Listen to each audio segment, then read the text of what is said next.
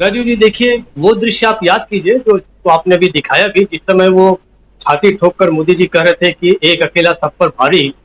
और पीछे जो लोग तालियां बजा रहे थे, उनमें से बहुत सारे सांसद ऐसे हैं जो कई कई बार चुनाव लड़ते आए हुए हैं। जबकि मोदी जी का जो संसदीय जो जीवन है, लोकसभा का, वो केवल 2 ही कार्यकाल का है। वो ये नहीं जान रहे हैं कि जब वो कह रहे हैं कि एक अकेला सब पर भारी, मतलब मोदी सब पे भारी है, तो वो शायद इसलिए खुश होकर तालियां बजा रहे हैं, मेजे थपथपा रहे हैं कि कांग्रेस पर भारी कह रहे हैं। असली बात ये है कि वो वाकई भारतीय जनता पार्टी पर भारी है, जिसको समझ ही नहीं पा रहे हैं। और मोदी जो है वो अपने संगठन को किस तरीके से तबाह कर रहे हैं, और सारी लड़ाई, लोगों को लग रहा है कि मोदी की असली लड़ाई कांग्रेस से है, लेकिन कांग्रेस से नहीं है। आप शुरुआत कीजिए, सबसे पहले जो लाइमलाइट में आए थे तो 2002 में आए थे। उसके बाद जब मोदी जी दंगे के बाद वहां पे गए थे, उन्होंने कहा थे कि आप राष्ट्र धर्म को निभाइए, और मोदी जी ने कहा वही तो मैं निभा रहा हूं।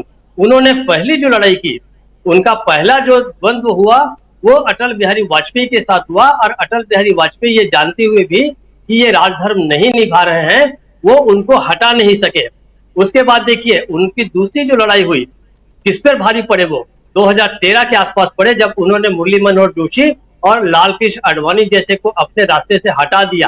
कांग्रेस के साथ जो उनकी लड़ाई है वो तो छिटपुट ही है, बहुत कम है। उनकी लड़ाई का बड़ा हिस्सा जो है, बड़ा मैदान जो है, वो जाता है अपने ही संगठन के खिलाफ जाता है। इस दौरान पिछले लगभग 8-9 वर्षों में आप याद कीजिए कि प्रधानमंत्री कितने बार नागपुर मुख्यालय गए आरएसएस के केशव कुंज में। जबकि पुराने जो प्रधानमंत्री थे अटल बिहारी वाजपेयी, वो नियमित रूप से 5 साल में हर बार एक बार, जैसे लोग किसी न किसी तीर्थ स्थान में जाके आ जाते हैं, किसी जगह जाके आ जाते हैं, केदारनाथ की यात्रा करके आ जाते हैं या पुष्कर में जाके आ जाते हैं, वैसे अटल बिहारी वाजपेयी ये सारे बड़े नेता जो हैं वो नागपुर का चक्कर जरूर लगाते थे, एक बार प्रदक्षिणा करके आ जाते थे।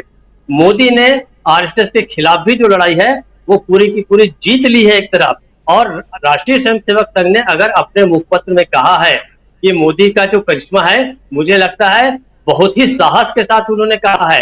बहुत लगता है इसका खामियाजा मोदी को तो कम भुगतना पड़ेगा। मुझे तो लगता है कि ऑर्गेनाइजर कुछ समय के बाद इसका कोई स्पष्टीकरण न छापे कि हमने ये बात क्यों कही है, क्यों नहीं कही। आप याद कीजिए पुराने समय में भी कुछ बार आरएसएस के मुखपत्र अपने लोगों के खिलाफ लिख चुके हैं, उसके बाद उन्हें सफाई देनी पड़ गई थी। तो मुझे लगता है उनकी ये लड़ाई जो है अब आगे कहां जाएगी। अब आगे जो उन्होंने कहा कि आरएसएस के मुखपत्र ने कहा कि स्थानीय नेतृत्व को बढ़ाना होगा, तो स्थानीय नेतृत्व तो है कहां?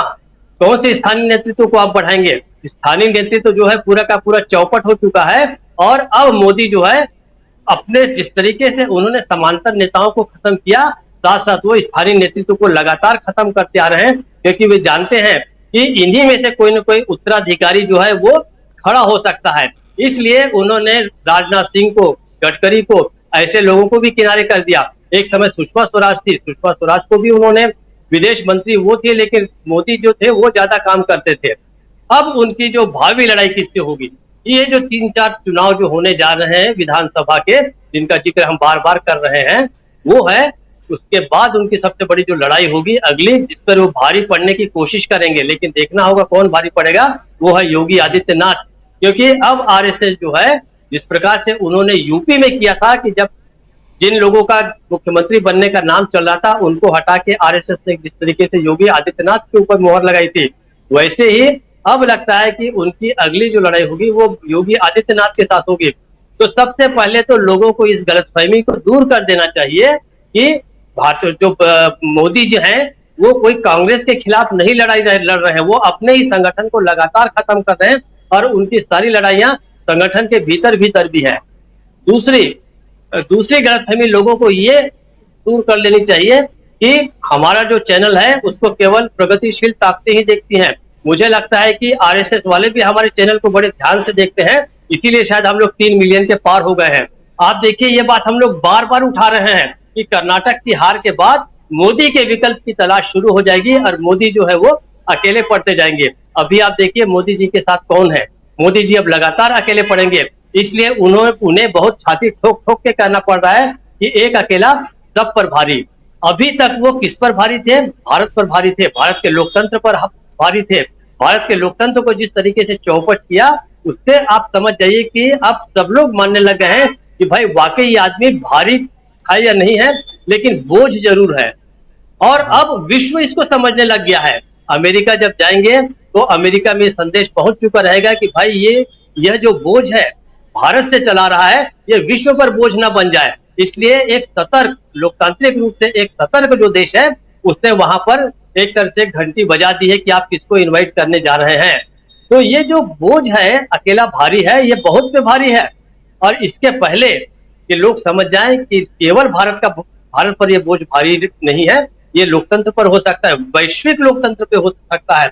विश्व की जो नागरिक चेतना है, स्वतंत्रता की चेतना है, इस पर भारी न पड़ जाए, इसके लिए वहां के जो सजग लोग हैं उन्होंने अलर्ट जारी कर दिया है। अब देखना यह होगा कि उनको 23 तारीख को किस प्रकार से रिसीव किया जाएगा। 22-23 तारीख के आसपास। दूसरी घटना जो है विपक्ष की एकता के बारे में, अंतिम बात केवल बहुत संक्षिप्त में कह दूं कि विपक्षी एकता जो है 23 के बाद शेप अप होनी शुरू होगी, निश्चित रूप से एक आकार लेगी। और अगर एक दो काम हो जाते हैं, खासकर किसका नेतृत्व कौन करेगा, दूसरी बात मिनिमम कॉमन प्रोग्राम जो है वो अगर तय हो जाए तो एक बड़ी बात होगी। और अंतिम बात, ऑफिशियली अधिकृत रूप से यह घोषणा कर दे कि हम 15-16 जो भी लोग आते हैं, हम 15-16 पार्टियां मिलकर 2024 का चुनाव लड़ेंगी। तो जान लीजिए कि भारतीय जनता पार्टी और आरएसएस इस बोझ से छुटकारा पाने की अपनी जो प्रक्रिया है उसको तेज कर देगी। राजीव जी जी, कितना भी तेज कर ले, लेकिन अभी बहुत बुरी तरह फंसी हुई है। दलदल में जब पैर हो, एक पैर फंस जाए तो दूसरे पैर को निकालने आप जाते हैं तो दूसरा पैर और भी, तो इस प्रकार आप बिल्कुल फंसे रहते हैं। वही हाल हो चुका है, आप बिल्कुल दलदल में इस ढंग से फंस चुके हैं कि आपका निकलना अभी मुश्किल दिखाई दे रहा है। हमारा काम है सचेत करना हर पक्ष के लोगों को। खबर जो है वो खबर हम आप तक पहुंचाते हैं। कई लोगों को लगता है कि हम तो बैठ करके सिर्फ गप हाँकते हैं, लेकिन गलतफहमी में मत रहिए दोस्तों। गप नहीं, हम फील्ड में भी जाते हैं और कई बार आपने देखा ही है फील्ड में जाकर के। और फील्ड का बहुत बड़ा तंत्र है, हमारा बहुत बड़ा नेटवर्क है।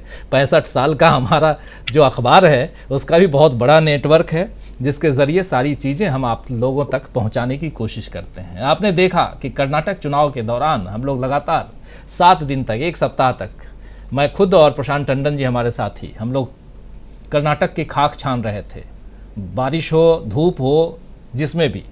लेकिन वहाँ से जो हम दे रहे थे रिजल्ट वही आया जो हम वहाँ से बता रहे थे।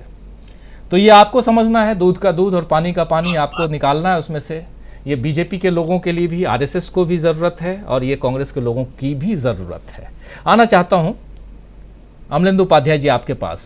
अमलेंदु जी, किस रूप में देखा